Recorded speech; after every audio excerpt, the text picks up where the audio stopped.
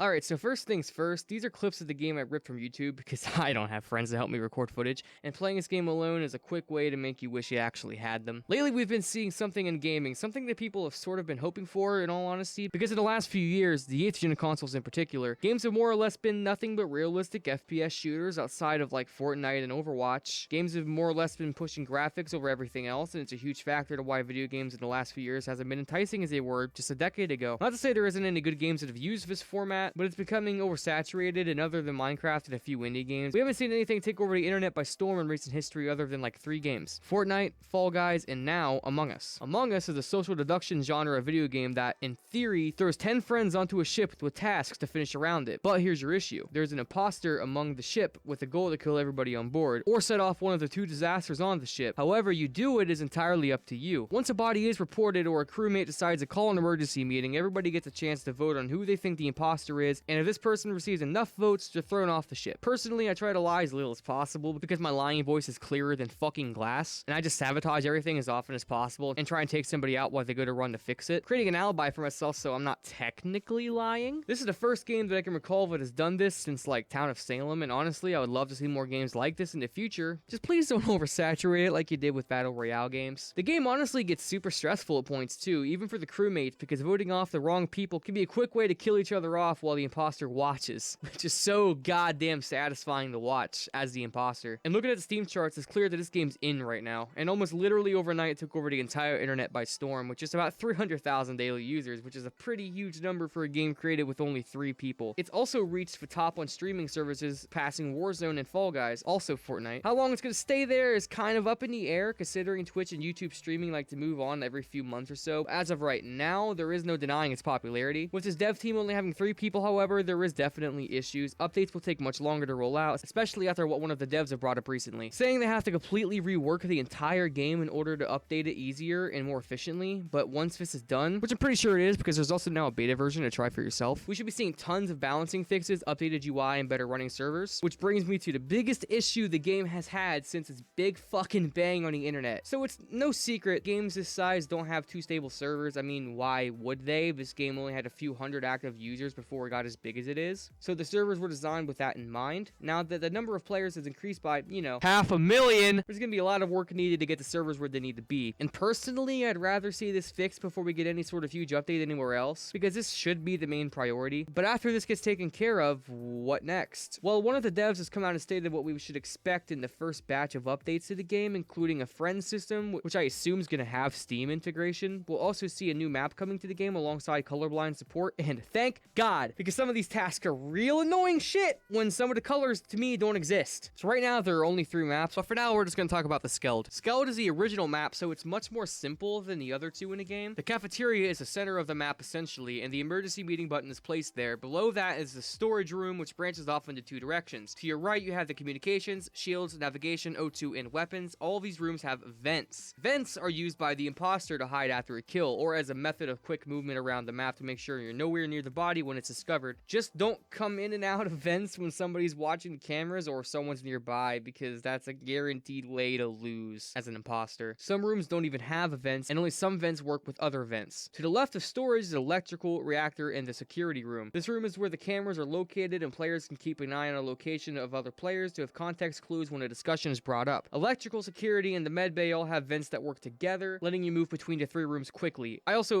actually forgot to mention that med bay is a room right above electrical and requires you to enter it from the top left of the map. As an imposter, you need to keep all of these things in mind as you close doors, turn off the lights, and kill everybody at your disposal. One of the biggest skills you're going to need to learn, though, in order to win as the imposter is lying. You obviously can't kill somebody, be seen by someone else, and then try to say you were nowhere near the body, because if more than one person, or if the person was proven themselves innocent previously, claims they saw you near the body, it's game over for you. Use defense and sabotages wisely and make sure that it isn't obvious that you were the one fucking the ship up. Once you learn how to frame others, kill discreetly, and keep a cool demeanor, the game becomes incredibly fun, because seeing your friends scramble and accuse each other brings more dopamine into your head than any sort of drug is ever going to. Now, it's not likely you'll be imposter more than 2 or 3 times an hour, but from what I've noticed, you usually get the roll multiple times in a row rather than it being spaced out every few rounds. This isn't the worst thing in the world, but it gives your lobby a chance to learn how you function as the imposter, and they can start to sniff you out pretty easily once they learn this. Considering sometimes the game throws you in as the imposter, give or take 4 times in a row, it makes it kinda